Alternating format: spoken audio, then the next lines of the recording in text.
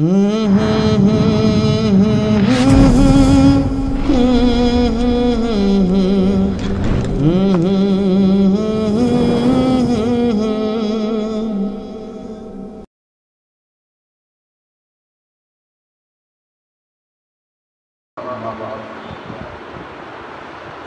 بالله من الشيطان الرجيم بسم الله الرحمن الرحيم ما أتاكم الرسول فخذوه وما نهاكم عنه فانتهوا وقال رسول الله صلى الله عليه وسلم لا يؤمن أحدكم حتى أكون أحب إليه من والده وولده والناس أجمعين وقال رسول الله صلى الله عليه وسلم ألا إن في الجسد لمضغة فإذا صلحت صلح الجسد كله وإذا فسدت فسد الجسد كله ألا وهي القلب أو كما قال عليه الصلاة والسلام मुअज्जज़ मोहतरम निहायत काबिल एहतराम शेखुल इस्लाम शेखुल मशाइख शेखुल हदीस कुतुबुल अक़ताब रहनुमाए शरीयत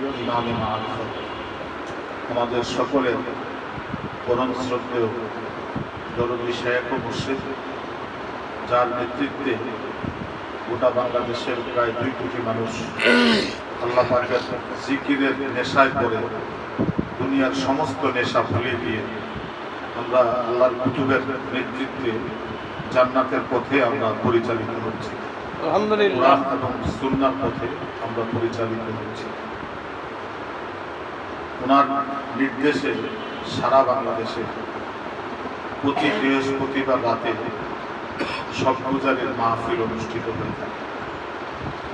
তোর মধ্যে এই কাউরান বাজারের হালকা ঘরের সব গুজারের মাহফিলটা একটা মডেল মাহফিল, আলহামদুলিল্লাহ আদর্শ মাহফিল। এটাকেও উপলক্ষ করে এর নমুনায় ঢাকা শহরে আজকে কমপক্ষে 30 থেকে 35টি স্থানে এই মাহফিল অনুষ্ঠিত হচ্ছে। আলহামদুলিল্লাহ মানিকগঞ্জের ভক্ত যারা, আমার শায়েখের ভক্ত যারা, তারা এই রজনীটাকে সারা রাত জিকির আজকার কোরআন তেলাওয়াত নাত গজল তাহাজ্জুদ ইত্যাদির মধ্য দিয়ে ইবাদতের মধ্য দিয়ে আমরা এই রাতটাকে আমরা অতিবাহিত করি। সেই ধারাবাহিকতায় আমরা আজকে এখানে উপস্থিত হয়েছি। আমাদের সাথে আজকে 2 জন খুবই গুরুত্বপূর্ণ এবং মুআজ্জাজ মেহমান আমাদের এখানে উপস্থিত হয়েছেন। আমাদের নুরুল আলম ভাই, উনি সিভিল এভিয়েশনের একজন কন্ট্রাক্টর এবং আমার শায়েখের খুব ভক্ত একজন মানুষ। নুরুল আলম ভাই ওনাদেরকে আজকে এখানে নিয়ে আসছেন। তো আলহামদুলিল্লাহ আমরা ওনাদের প্রতি কৃতজ্ঞতা জানাই এবং ওনাদেরকে শুভেচ্ছা জানাই। এই কাউরান বাজারের পক্ষ থেকে সুস্বাগত, তারা আজকে এখানে এসে উপস্থিত হয়েছে। কোরআনে কারীমের সার কথা আমার শায়েখ বলছেন যে আয়াতে আল্লাহ রব্বুল আলামিন উপস্থাপন করেছেন, সেটা হলো ছোট্ট একটা আয়াত, মা আতাকুমুর রাসূলু ফাখুযুহু ওয়া মা নাহাকুম আনহু ফান্তাহু। আল্লাহ বলছেন যে তোমাদের রাসূল আমার পক্ষ থেকে তোমাদের কাছে যা কিছু নিয়ে গেছেন বা আমি তাকে পাঠাইছি সেটাকে তোমরা গ্রহণ করো। রাসূল যা কিছু নিয়ে আসছেন অথবা আল্লাহ পাক রাসূলকে যা কিছু দিয়া পাঠাইছেন, মানুষকে বলছেন যে এটা তোমরা কি করো, গ্রহণ করো। তার পরক্ষণে আল্লাহ রাব্বুল আলামিন বলছেন ওয়া মা নাহাকুম আনহু, তোমাদের রাসূল তোমাদেরকে যে সমস্ত জিনিস থেকে বারণ করে নিষেধ করে ফান্তাহু, তোমরা এগুলাকে ছেড়ে দাও। রাসূল যা আদেশ করে তা তোমরা করো, আর রাসূল যা নিষেধ করে তা তোমরা ছেড়ে দাও, বর্জন করো। এটা কোরআনে কারীমের একটা মানে মৌলিক কথা এবং ইসলামের একটা মৌলিক কথা। আমার শায়েখ আরেকটা কথা বলছেন যে আমি কোরআন হাদিস পড়ে গবেষণা করি। আমাদের শায়েখ একজন গবেষক, উচ্চ মানের গবেষক, যিনি ঢাকা বিশ্ববিদ্যালয় থেকে ইমাম আবু হানিফা রহমতুল্লাহ আলাইহি ফিকহ শাস্ত্রের উপরে পিএইচডি করেছেন এবং চিকিৎসার উপরে উনি একজন বড় মাপের গবেষক, যাকে ডাক্তার না, ওনাকে চিকিৎসা বিজ্ঞানী বলা হয়, যেটা কেমিস্ট্রির উপর। আমার শায়েখ বলছেন যে আমি কোরআন হাদিস পড়ে, কোরআন হাদিসের অন্তর্ভুক্ত আরো অনেক ফোন আছে, সেই ফোনগুলো নাহু, সরফ, ফাসাহাত, বালাগাত, মানতিক, উসুলে হাদিস, উসুলে ফিকহ, উসুলে তাফসীর, এরকম অজস্র শাস্ত্র দরকার কোরআন হাদিস গবেষণা। সব গবেষণার পরে আমি দুইটা জিনিস পেয়েছি। কয়টা জিনিস? দুইটা জিনিস। একটা হলো আল্লাহ রাব্বুল আলামিনের ভয়, আর একটা হলো রাসূলের মুহাব্বত। আল্লাহকে ভয় করতে হবে আর রাসূলকে মুহাব্বত করতে হবে। এই দুইটা জিনিসই কোরআন হাদিসের যত মাকতুবাত আছে, তাফসীরের যত মাকতুবাত আছে, সব গবেষণার পরে এই দুইটা জিনিস হলো তার নির্যাস। একটা হলো আল্লাহ পাকের ভয়। আল্লাহ পাকের ভয় যদি কারো থাকে তাহলে সে কখনো অন্যায় বা গর্হিত কাজে অংশগ্রহণ করতে পারে না।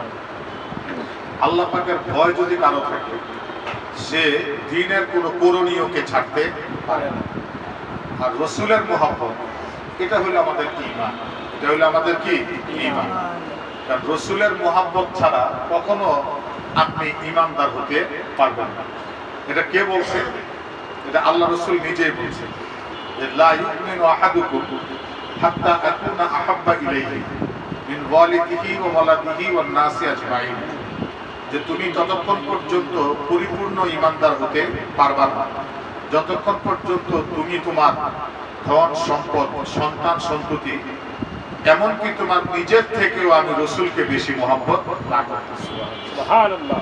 তাহলে মুহাব্বতের ভালোবাসার মানদণ্ডটা কার সাথে হবে? রাসূলের সাথে। তাহলে রাসূলের ভালোবাসা, আল্লাহ রাব্বুল আলামিনের ভয়ের তো আমরা দুইটা জিনিস পাইলাম। একটা হলো যদি আল্লাহকে কেউ ভয় করে সে গর্হিত অন্যায় কাজ থেকে বেঁচে থাকবে এবং আল্লাহ পাকের নির্দেশিত কাজগুলো সে করবে। তো রাসূলের মুহাব্বতের ভিতরে আছে, রাসূলের মুহাব্বতের মধ্যে আছে মানবতা, রাসূলের মুহাব্বতের মধ্যে আছে ইনসাফ, রাসূলের মুহাব্বতের মধ্যে আছে সমাজ ব্যবস্থা, রাসূলের মুহাব্বতের মধ্যে আছে একজন মানুষের পরিপূর্ণ জীবন, যেটাকে রাসূলের মুহাব্বতের মধ্য দিয়েই একজন মানুষের ভিতরে রাসূলের সুন্নাত প্রতিষ্ঠিত হয়। সুবহানাল্লাহ। যার অন্তরে রাসূলের মুহাব্বত নাই তার ভিতরে কখনো সুন্নাত প্রতিষ্ঠিত হতে পারে না। আল্লাহ রাসূল সাল্লাল্লাহু আলাইহি ওয়াসাল্লাম যখন দুনিয়া থেকে চলে যাবেন, যাওয়ার আগে আল্লাহ রাসূল সাল্লাল্লাহু আলাইহি ওয়াসাল্লাম বলে গেছেন যে তারাকতু ফীকুম আমরাইন, আমি চলে যাব, দুইটা জিনিস তোমাদের মধ্যে রেখে যাচ্ছি। আল্লাহ রাসূল বলেন লান তাদিল্লু মা তামাসসাকতুম বিহিমা, যতক্ষণ পর্যন্ত এই দুইটা জিনিসকে তোমরা আঁকড়ে ধরে রাখবা ততক্ষণ পর্যন্ত তোমরা পথভ্রষ্ট হইবা না, পথহারা হইবা না। সাহাবায়ে কেরাম জানতে চাইছে যে ইয়া রাসূলুল্লাহ, এই দুইটা জিনিস কি? আল্লাহ রাসূল বলেন কিতাবুল্লাহি ওয়া সুন্নাতুর রাসূল। একটা হলো কিতাবুল্লাহ কোরআনে কারীম, আরেকটা হলো রাসূল পাক সাল্লাল্লাহু আলাইহি ওয়াসাল্লামের সুন্নাত। এখানে আল্লাহ রাসূল সাল্লাল্লাহু আলাইহি ওয়াসাল্লাম কিন্তু হাদিস বলেন না, আল্লাহ রাসূল বলেন কি সুন্নতের কথা। হাদিস কেন বললেন না? সব হাদিস কিন্তু সুন্নাত না, সব হাদিস কি না? সুন্নাত না।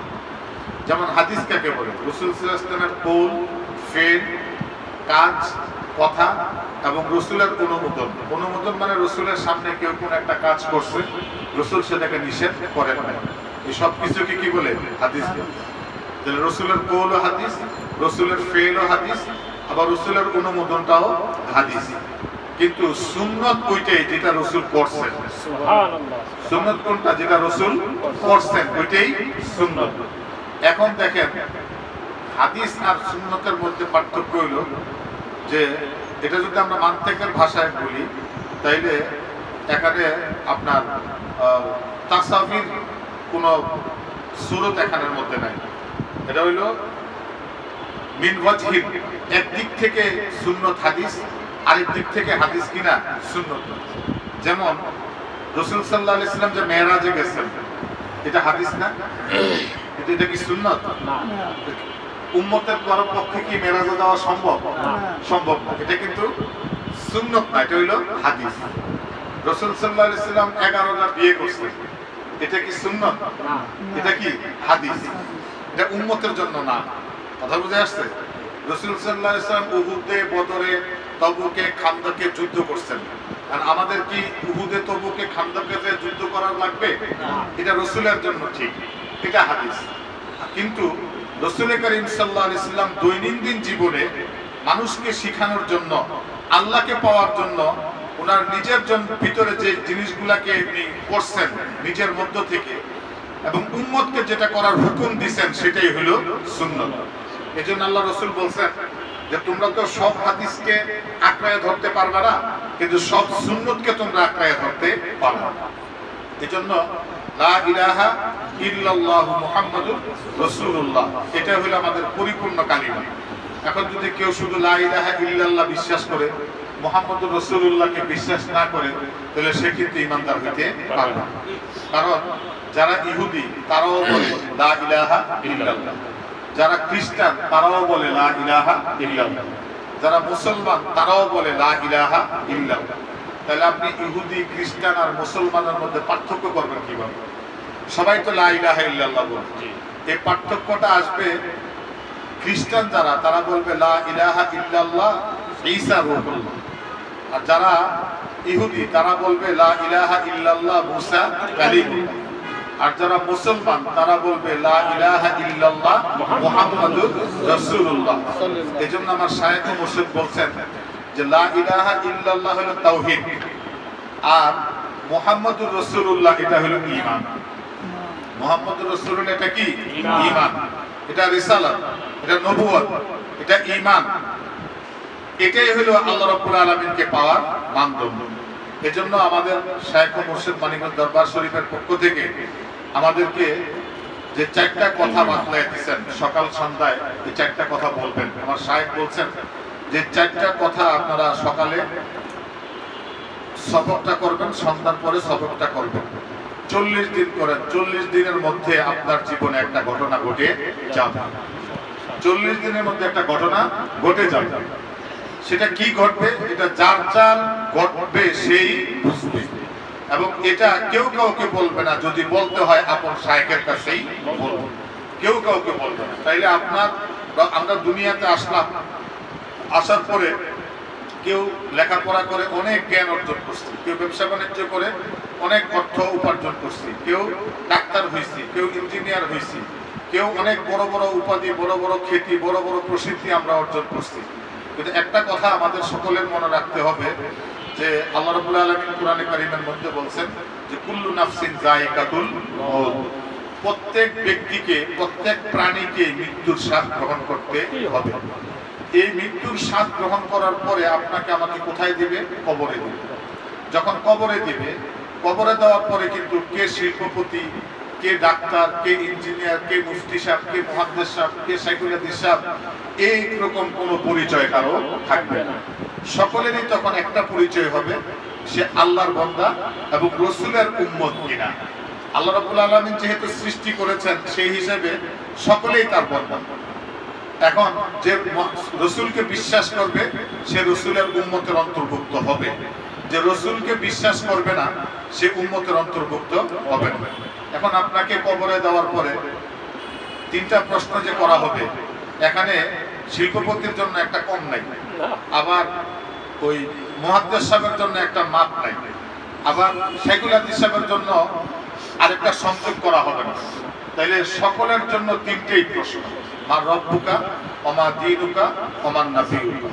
মার রব্বুকা, তোমার রব কি?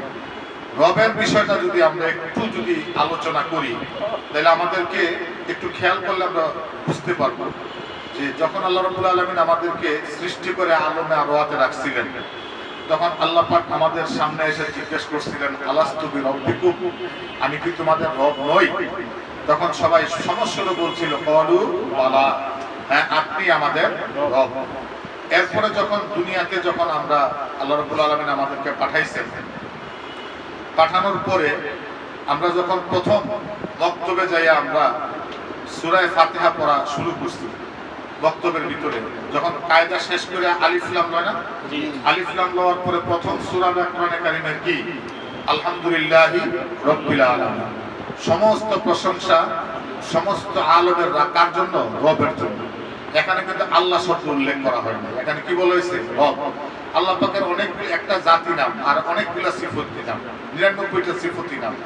এর ভিতরে রহমান, জব্বার, সত্তার, কাদের অনেক আছে, কিন্তু এখানে বিশেষভাবে উল্লেখ করা হয়েছে কি রব। রব কাকে বলে? রব বলা হয় যিনি অনস্তিত্বের জিনিসকে অস্তিত্বে এনে ধীরে ধীরে এটাকে পরিপূর্ণতা দান করেন, তাকে বলা হয় কি রব। পৃথিবী এক সময় ছিল না, সৃষ্টি করছেন কে? আল্লাহ। তাহলে অনস্তিত্বের জিনিসটাকে অস্তিত্ব আনছেন কে? আল্লাহ। এই গাছপালা, তরুলতা, 18,000 মাখলুকাত দিলের সাজাইছে কে? আল্লাহ। পরিপূর্ণতা দিছে কে? আল্লাহ। আমি আপনি এক সময় পৃথিবীতে ছিলাম না, আপনাকে আনছে কে? আল্লাহ। শিশুকাল থেকে কৈশোর, কৈশোর থেকে যৌবন, যৌবন থেকে এখন প্রায় বৃদ্ধ হওয়ার পথে আমরা, এই পরিপূর্ণতা দান করছেন কে? আল্লাহ। তাহলে সব কিছুর লালন পালন করা, সৃষ্টি করা, অস্তিত্বে আনা, এটাকে ডেভেলপ করা, নার্সিং করা, সব কিছু কে করছেন? আল্লাহ করছেন। এই করাটা যাই শব্দ দিয়ে বোঝায় সেটা হলো রব। এরপরে আমরা যখন নামাজে দাঁড়াই, নামাজে দাঁড়ানোর পরে আমরা প্রথম সূরা ফাতিহা পড়ি। সূরা ফাতিহা আলহামদুলিল্লাহি রাব্বিল আলামিন। সূরা ফাতিহা শেষ করে সূরা মিলাই, তারপর আমরা কই যাই? রুকুতে যাই। রুকুতে যাওয়ার পর আমরা কি তাসবিহ করি? সুবহান রাব্বিয়াল আযীম। এখানে সুবহানাল্লাহ বলা হয় না, বলা হয়েছে সুবহানা রাব্বিয়াল আযীম। নামাজের তাসবিহ কার? আল্লাহর না, রবের। এরপরে যখন উঠি, যদি আমি মুক্তাদি হই, আমাকে কি বলতে হবে? রব্বানা লাকাল হামদ। কি বলতে হয়? রব্বানা লাকাল হামদ। এখানে আল্লাহু লাকাল হামদ বলা হয় না, রব্বানা লাকাল হামদ, মানে হে আমার রব, আপনার জন্যই সমস্ত প্রশংসা। এরপরে তাকবীর বলে আমরা আবার সিজদায় যাই, তাসবিহ করি কি? সুবহানা রাব্বিয়াল আ'লা। ওখানেও কিন্তু রবের তাসবিহ। তাইলে আলমে আরওয়াতে যে রব বলে আমরা স্বীকার করছি, এটা আল্লাহ রাব্বুল আলামিন আমাদের নামাজে, আমাদের তাসবিহতে, আমাদের মক্তবে আমাদেরকে স্মরণ করায় দিয়েছেন। কবরে যখন যাব তখনও কিন্তু জিজ্ঞেস করা হবে মার রব্বুকা, মানে আলমে আরওয়াতে তুমি যে স্বীকৃতিটা দিছিলা, কবরে এই স্বীকৃতি তোমার আছে কিনা, এটার জন্য কবরের প্রশ্ন কি? মার রব্বুকা। তাহলে আলমে আরওয়াতে সৃষ্টির পরে আল্লাহ যে পরিচয়ে আমাদের কাছে পরিচিত হয়েছেন, কবরের মধ্যেও আল্লাহ আমাদের কাছ থেকে ইন্টারভিউ নেবেন যে আমরা আমাদের জীবদ্দশায় সেই রবকে স্মরণ করে ওই রবের নাম নিয়ে কবরে যাইতে পারলাম কিনা। এই জন্য ওখানে প্রশ্ন করা হবে কি? মার রব্বুকা। এই মার রব্বুকা প্রশ্নের উত্তরটা সেই দিতে পারবে যার জীবদ্দশায় সে তার রবকে ভুলে নেয়, যার জীবদ্দশায় সে তার রবকে ভুলে নেয়। এই জন্য আমার শায়খ মুর্শিদ বলছেন যে 24 ঘন্টার ভিতরে আপনি 23 ঘন্টা, 23.5 ঘন্টা সময় আপনি আপনার নিজের জন্য দেন। সকালে এবং সন্ধ্যায় 4টা তাসবিহ আপনি আদায় করেন। সুবহানাল্লাহ, আলহামদুলিল্লাহ, আল্লাহু আকবার। সুবহানাল্লাহ 100 বার, আলহামদুলিল্লাহ 100 বার, আল্লাহু আকবার 100 বার, লা ইলাহা ইল্লাল্লাহ, তারপরে আল্লাহ ইল্লাল্লাহ, তারপরে কি? আল্লাহ। এই লা ইলাহা ইল্লাল্লাহ মুহাম্মাদুর রাসূলুল্লাহ দিয়ে কি করতে হবে? শেষ করতে হবে। তাইলে এই যে 4টা কথা, সুবহানাল্লাহ, আলহামদুলিল্লাহ, আল্লাহু আকবার, লা ইলাহা ইল্লাল্লাহ, এটা সবার জানা আছে না? কিন্তু সবাই কিন্তু আমরা এটা নিয়মিত করি না, সুফলও পাই না। এই সুফল পাওয়ার জন্য, নিয়মতান্ত্রিক করার জন্য একজন শায়খের দরকার।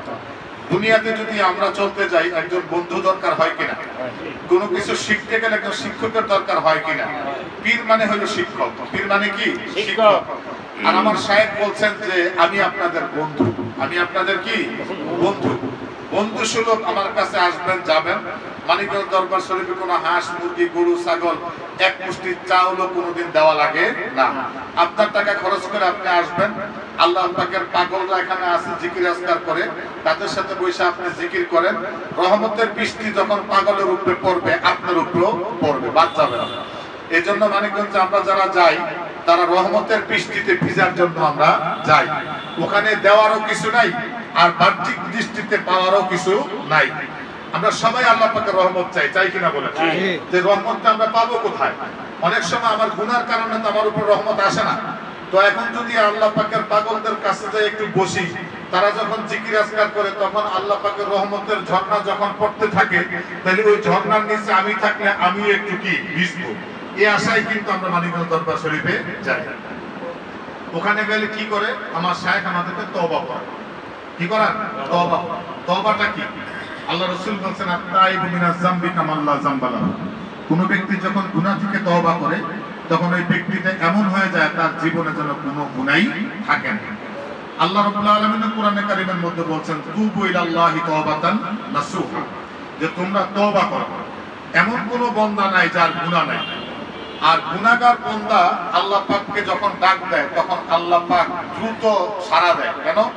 আপনারা দেখবেন আপনার দুইটা সন্তান, একটা সন্তান সুস্থ আর একটা সন্তান অসুস্থ। অসুস্থ সন্তানটা যখন বিছানায় শুইয়া সুস্থ সন্তানটা যখন মাকে ডাক দেয় যে মা, তখন একবার দুইবার তিন ডাক ডাক দেওয়ার পর অনেক সময় মেজাজ খারাপ করেও বলে যে ডাকস কেন, কিল্লেকা ডাকস, তোকে আমার খাবার দাও, পাতিলে আছে লইয়া খা। আর অসুস্থ সন্তানটা যখন মারে ডাক দেয় তখন মা দ্বিতীয় ডাক দেওয়া লাগে না, দৌড়ে যায়, না জানি আমার এই অসুস্থ সন্তানের কি লাগবে। সে তো 2 দিন ধরে খায় না, 1 দিন ধরে খায় না, 1.5 দিন ধরে খায় না। তখন যদি সে বলে যে মা আমি খাবো, তখন মা কিন্তু প্লেটে বাইরে তারে কাছে আইনা বসাইয়া নিজে লোকমা দিয়া খাওয়ায় দেওয়ার চেষ্টা করে, কারণ সে অসুস্থ। যে বান্দা গুনাহ করতে করতে এখন আল্লাহ রাব্বুল আলামিন বলেন লা তাকনাতু মির রাহমাতিল্লাহ, তুমি এত পরিমাণ গুনাহ করতে পারবা না যে আমার রহমত তোমার গুনার কাছে নিরাশ হয়ে যাবে, বা আমার রহমত তোমার কাছে খাটো হয়ে যাবে, তুমি এত গুনাহ করতে পারবা না। যত গুনাই তুমি করো না কেন, যখন আমি আল্লাহকে আল্লাহ বলে ডাক দিবা আর আমার কাছে তওবা করবা, আমি আল্লাহ তোমাকে maaf করে দেব। সুবহানাল্লাহ। আল্লাহ maaf করার জন্য কি আছে? বসে আছে। তো গুনাহগার বান্দা যখন আল্লাহর কাছে তওবা করে আল্লাহ খুশি হয়। ওই যে আগে যখন গুনাহ করতে ফেরেশতারা যায় আল্লাহরে বলতো যে রব্বুল আলামিন দেখো যে তুমি বান্দা বানাইতে না করছিলাম, দেখো পরে কি, এটা করতেছে, ওটা করতেছে, ওটা করতেছে, এটা করতেছে, ওটা করতেছে। আল্লাহ শুনতে শুনতে শুনতে শুনতে আল্লাহ পাক চুপ করে থাকেন। যখন ওই বান্দাটা তওবা করে তখন নালিশকারী সকল ফেরেশতাকে ডাইকে এনে বলে এই যে দেখ আমার বান্দা আজকে আমার কাছে তওবা করতেছে, তোরা তো খালি নালিশই দিছ, আমি আমার বান্দাকে maaf করে দিছি। সুবহানাল্লাহ। যেন মানিকগঞ্জ দরবার শরীফে গেলে আল্লাহর কুতুব কি করেন আমাদেরকে? তওবা করেন। এই তওবার দ্বারা আমাদের গুনাহ কি হয়? maaf হয়। তারপরে আমরা বায়াত করি। বায়াতটা কি? আল্লাহ রাসূল সাল্লাল্লাহু আলাইহি সাল্লাম আল্লাহ রাব্বুল আলামিন নিজে কোরআনে কারীমের মধ্যে ঘোষণা করছেন। কি ঘোষণা করছেন? ওয়াতাসিমু বিহাবলিল্লাহি জামিআন ওয়া লা তাফাররাকু, তোমরা আল্লাহর রশিকে ধরো, আঁকড়ায়া ধরো, তোমরা বিচ্ছিন্ন বিক্ষিপ্ত থাইকো না। বায়াত একটা রশি। এই রশি কার হাতে ছিল? মুহাম্মদুর রাসূলুল্লাহ সাল্লাল্লাহু আলাইহি সাল্লাম। ওনার দুনিয়া থেকে বিদায়ের পরে এই রশি ধরছিলেন হযরতে আবু বকর রাদিয়াল্লাহু তাআলা আনহু। সকল সাহাবীরা ওনার হাতে বায়াত গ্রহণ করেছিলেন। তারপরে হযরতে ওমর ফারুক রাদিয়াল্লাহু তাআলা আনহু, ওমর ইবনে খাত্তাব, ওনার হাতে এই বায়াতের দায়িত্ব ছিল। তারপরে হযরত ওসমান, হযরত আলী। এই ধারাবাহিকতায় আস্তে আস্তে আমাদের পাক ভারত উপমহাদেশে বর্তমানে এই বায়াতের সিলসিলার দায়িত্ব মানিকগঞ্জ দরবার শরীফের পীর ও মুর্শিদ আমার শাইখ ও মুর্শিদের হাতে এই দায়িত্ব আছে। তিনি বায়াত করান। এটাকে এক নামে বায়াতে রাসূলও বলা যেতে পারে, যে আমরা রাসূলের হাতে কি করতেছি? বায়াত গ্রহণ করতেছি। তা আমি যে রাসূলের উম্মত, যদি আমি ওনার দলভুক্ত না হইতে পারি, আপনারা ন্যাশনাল জিওগ্রাফি যারা দেখেন দেখবেন যে একটা হরিণের পাল কে বাঘে দাবড়ায় ধরে, ওই হরিণটাকে ধরে যে পালের থেকে একটু আলাদা হয়ে যায়। কথাটা ঠিক কিনা বলেন? ওই হরিণটাকে বাঘে ধরতে যায় যেটা পালের থেকে কি হয়ে যায়? আলাদা হয়ে যায়। আল্লাহ রাসূলও বলছেন মান শাজ্জা শুজ্জা ফিন নার, যে ব্যক্তি মূল ধারা থেকে বিচ্ছিন্ন বিক্ষিপ্ত হয়ে গেল সে যেন জাহান্নামেই চলে গেল। এই বায়াতের সিলসিলা সাহাবায়ে কেরামের সিলসিলা, এই বায়াতের সিলসিলা রাসূলের সিলসিলা, এই বায়াতের সিলসিলা যুগে যুগে আল্লাহর ওলিদের সিলসিলা, কিয়ামত পর্যন্ত এই সিলসিলা থাকবে। এই সিলসিলার বাইরে যারা যাবে তারা যেমন ওই মূল স্রোতের থেকে আলাদা হয়ে তারা গেল।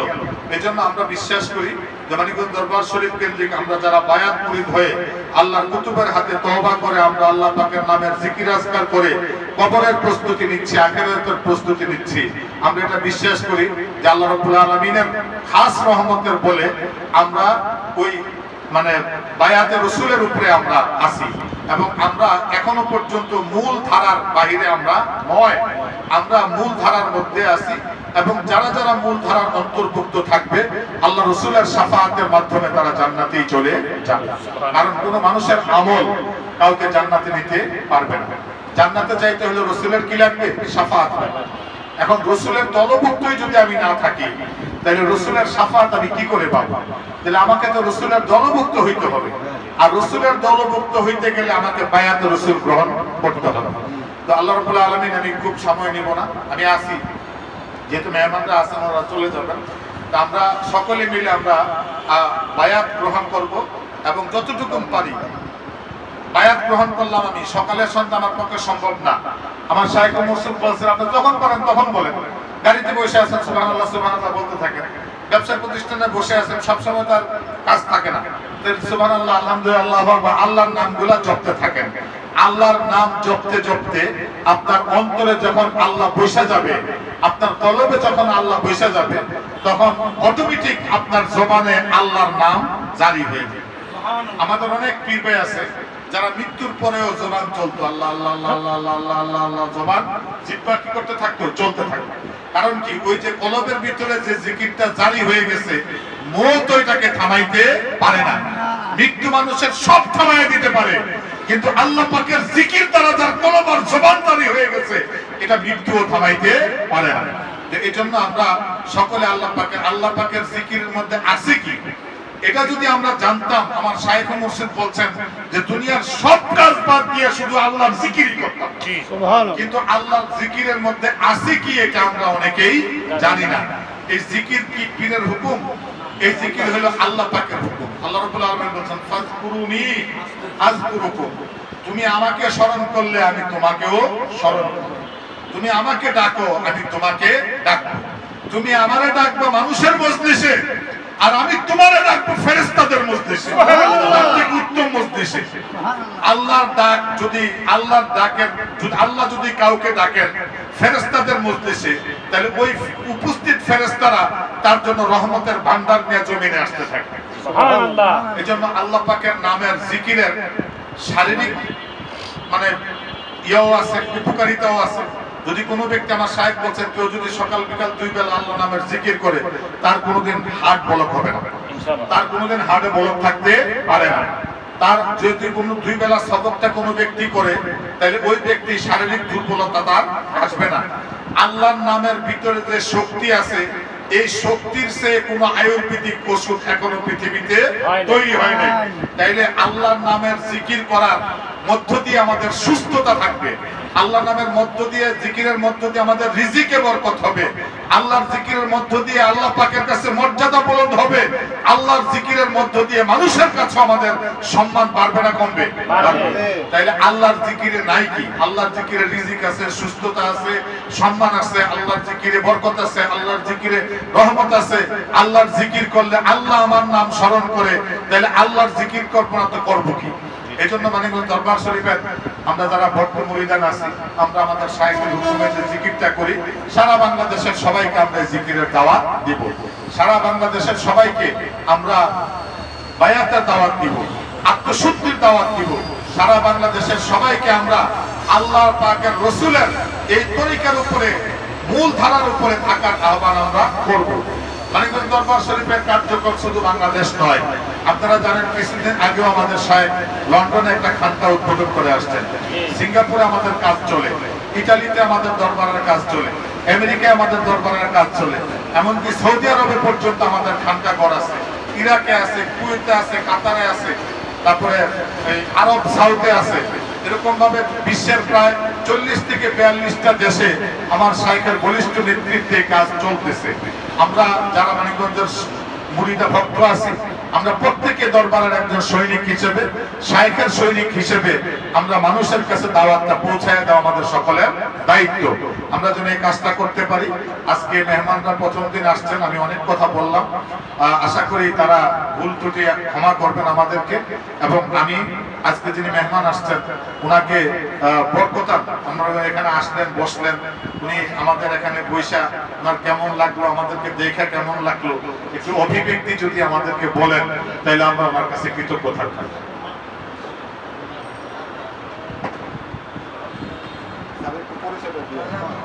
আসসালামু আলাইকুম। ওয়ালাইকুম আসসালাম ওয়া রাহমাতুল্লাহ।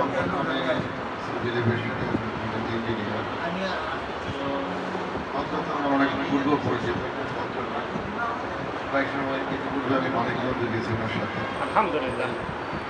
উনিও গেছেন শীতকালে, শাইখের সাথে আমাদের পরিচয় আছে।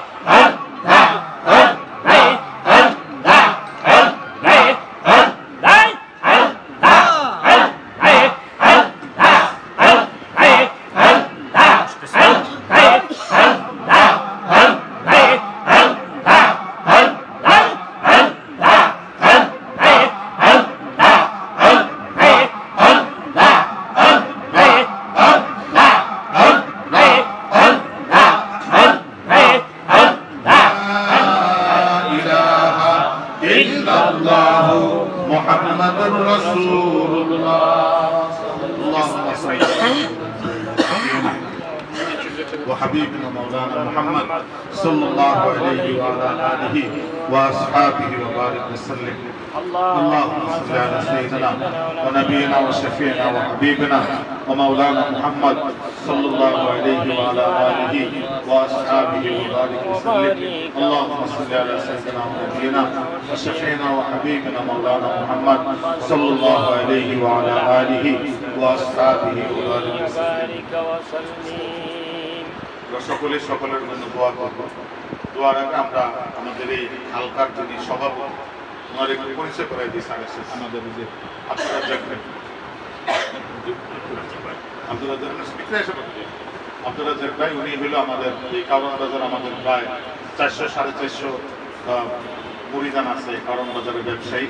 উনি কারণ বাজারের একজন বিশিষ্ট ব্যবসায়ী। উনি হলো আমাদের এই কারণ বাজার হালকার সভাপতি, এই পুরা মুজাহিদ কমিটির সভাপতি। সেক্রেটারি সাহেব উপস্থিত নেই, তো উনি একজন বড় ব্যবসায়ী। এই ফ্লোরটা পুরাটাই উনি ভাড়া নিয়েছেন এবং এই জায়গাটা উনি জিকিরের জন্য যা রাখছেন, নামাজ হয়, জিকির হয়, পাঁচ ওয়াক্ত, এখানে এটা উনি রাখছেন। তো আল্লাহ পাক যেন ওনাকে কবুল করেন, সবাই দোয়া করবেন, ব্যবসা বাণিজ্যে তারা কেনায়ত করেন। আরো যারা এখানে আছে সবাই মোটামুটি আন্তরিকতার সাথে তারা কাজ। আমাদের যে মুক্তার ভাই আছেন, যে আরেকজন আছেন অ্যাডভোকেট আব্দুল মান্নান, উনি সুপ্রিম কোর্টের একজন উকিল, উনিও এই হালকায় নিয়মিত থাকেন। আমরা সবাই সবার জন্য দোয়া করব। বিশেষ করে আজকে যে মেহমান আমাদের এখানে উপস্থিত হয়েছে ওনার জন্য আমরা দোয়া করব। মানুষ হিসাবে সবারই কোনো না কোনো দিক থেকে একটু দুর্বলতা থাকে। আল্লাহ রাব্বুল আলামিন যেন সুস্থতা এনায়েত করে, আর ওনার মনের যদি কোনো মাকসাদ থাকে আল্লাহ পাক যেন পুরা করে। সবার জন্য দোয়া করব। আল্লাহুম্মা আমিন। اللهم ربنا ظلمنا أنفسنا وإن لم تغفر لنا وترحمنا لنكونن من الخاسرين ربنا فاغفر لنا ذنوبنا وكفر عنا سيئاتنا وتوفنا مع الأبرار ربنا لا تزغ قلوبنا بعد إذ هديتنا وهب لنا من لدنك رحمة إنك أنت الوهاب اللهم اغفر لنا حينا وميتنا وشاهدنا وغائبنا وصغيرنا وكبيرنا وذكرنا وانثانا اللهم من احييته منا فاحيه على الاسلام ومن توفيته منا فتوفه على الايمان ربنا ولا تحملنا ما لا طاقه لنا به واعف عنا واغفر لنا وارحمنا أنت مولانا فانصرنا على القوم الكافرين مغفر يا دل مولا مغفر يا دل কবুল কইরা নেন গো মাওলা কবুল কইরা নেন। ভাই বলো বন্ধু বলো সবই তো উপরে উপরে, অন্ধকার কবরের সাথী মাওলা বিনে কেউ হবে না রে। বুঝলা না রে অবুঝ মন কেন বুঝলা না? পরের খাটনি খাইতে গেলা আপনা খাটনি চিনলা না। আয় আল্লাহ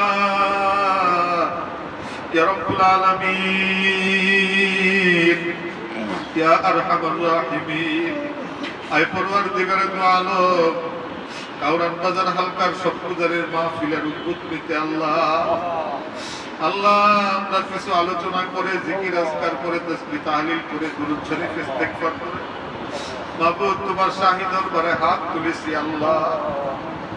মাওলা আমাদের সমস্ত ভুল ত্রুটি ক্ষমা করে নেক হাদিয়া টুকু সোনার মদিনায় রাসূলে পাকের রওজা ধারে পৌঁছায় দিও আমিন। আল্লাহ সমস্ত আম্বিয়া আলাইহিস সালাতু ওয়াস সালাম সাহাবায়ে কেরাম তাবিঈন তাবে তাবিঈন ইবনে মুস্তাহিদিন সালফে সালিহিন বুজুর্গানে দ্বীন আল্লাহ দুনিয়ার আনাচে কানাচে যত মুসলমান মায়ের কবরে শহীদ আছে আল্লাহ আল্লাহ প্রত্যেকের রূহের মধ্যে হাদিয়াটুকু পৌঁছায় দেন আমিন ইয়া আল্লাহ খাস করে মানিকগঞ্জ মসজিদ দক্ষিণ চত্বরে ঘুমিয়ে আছে ইয়া আল্লাহ আমাদের দাদা হুজুরকে রূহের মধ্যে হাদিয়াটুকু পৌঁছায় দেন আমিন আল্লাহ নাম করা সকলের রূহের মধ্যে হাদিয়াটুকু পৌঁছায় দেন আমিন মাওলানা আমার মুর্শিদ কিবলার আমল নামের হাদিয়াটুকু যোগ করে দিয়ে দাও আমিন আল্লাহ আমার মুর্শিদ পরিবারের যে যেখানে আছে তাদের আমল নামে পৌঁছে আমিন রব্বুল আলামিন খাস করে আমরা যারা হাত তুলেছি আল্লাহ আমাদের পিতা মাতা দাদা দাদি নানা নানি শ্বশুর শাশুড়ি আত্মীয় স্বজন এই দুনিয়া ছেড়ে যারা অন্ধকার কবরে চলে গেছে আল্লাহ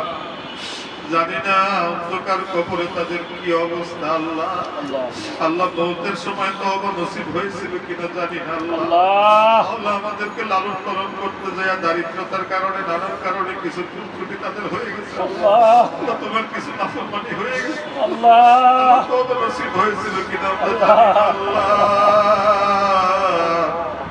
আজকের এই পবিত্র রজনীতে তাদের পক্ষ থেকে তোমার পুত্রদের পায়ে পড়ে মাপ চাই আল্লাহ আমাদের মুরব্বীদেরকে মাফ করে দাও আমিন আমাদের আত্মীয় স্বজনকে মাফ করে দাও আল্লাহ আমাদেরকে তুমি মাফ করে দাও আল্লাহ আমাদের তওবাকে তুমি কবুল করে দাও আল্লাহ তোমার জাকিরিনদের কাতারে আমাদের নাম লেখেন আল্লাহ তোমার হাবিবের উম্মতের তালিকায় আমাদের নামটা উঠায় দাও আল্লাহ তোমার কুতুবের সৈনিকের তালিকায় আমাদের নামটা তুমি উঠায় দাও রব্বুল আলামিন আমাদের মধ্যে যারা অসুস্থ সুস্থতার নিয়ামত তাদেরকে দান করে দাও আল্লাহ আমাদের নুরুজ্জামান ভাইয়ের নাতনি অসুস্থ আল্লাহ খবর পাঠাইছে দোয়া চাইছে আল্লাহ সুস্থতা এনে করে দাও আমিন ইয়া আল্লাহ আমাদের সাথে দুইজন মেহমান আজকে হাত তুলেছে আল্লাহ তোমার আশিকরা হাত তুলেছে পাগলরা হাত তুলেছে আল্লাহ তোমার রূহানি সন্তানরা হাত তুলেছে আল্লাহ আল্লাহ তুমি আমাদেরকে সিহাতে কামেলা আজল আরে দাও ইয়া আল্লাহ যারা ঋণগ্রস্ত ঋণ পরিশোধের ব্যবস্থা করে দাও যারা অভাবগ্রস্ত অভাব অনটন দূর করে দাও আমিন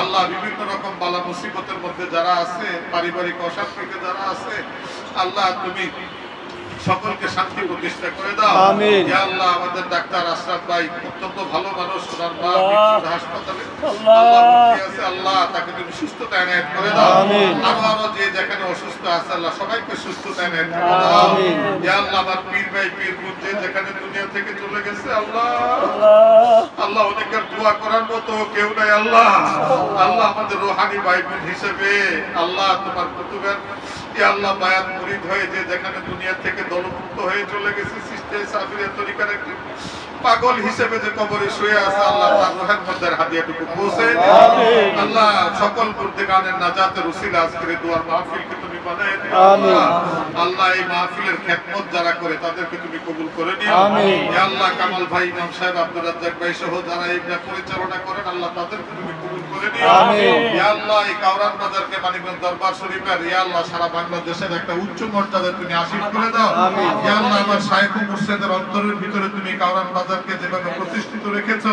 কাওরান বাজারের কাজগুলোর জন্য আমরা সেভাবে করতে পারি সেই তৌফিক তুমি দান করে দাও ইয়া রাব্বুল আলামিন ইয়া আরহামার রাহিমিন আমাদের এই কি জানি দোয়া চাই তোমার বাতিজা দোয়া চাইছে আল্লাহ তুমি সুস্থতা এনায়েত করে দাও আল্লাহ মনের নেক মাকসাদ তুমি পুরা করে দাও ইয়া আল্লাহ যে যেখান থেকে দেখতেছে আল্লাহ এই ইউটিউবের মাধ্যমে ইয়া আল্লাহ এই ফেসবুকের মাধ্যমে লাইভে যে যেখান থেকে দেখতেছে আল্লাহ আল্লাহ প্রত্যেকের মনের মাকসাদকে তুমি পুরা করে দাও আল্লাহ আমাদের সবাইকে তুমি কবুল করে নাও আমাদের সবাইকে তুমি কবুল করো আমাদের পরিবার পরিজনকে তুমি কবুল করে নাও আল্লাহ তোমার জিকির করতে করতে তোমার হাবিবকে দেখতে দেখতে যেন তোমার কালিমা পড়তে পড়তে যেন আমরা দুনিয়া থেকে যাইতে পারি আমাদের সব আমাদের জবরে জারি করে দিও লা ইলাহা ইল্লাল্লাহ মুহাম্মাদুর রাসূলুল্লাহ সাল্লাল্লাহু আলাইহি ওয়াসাল্লাম বিরহমাতিকা ইয়া আরহামার রাহিমিন।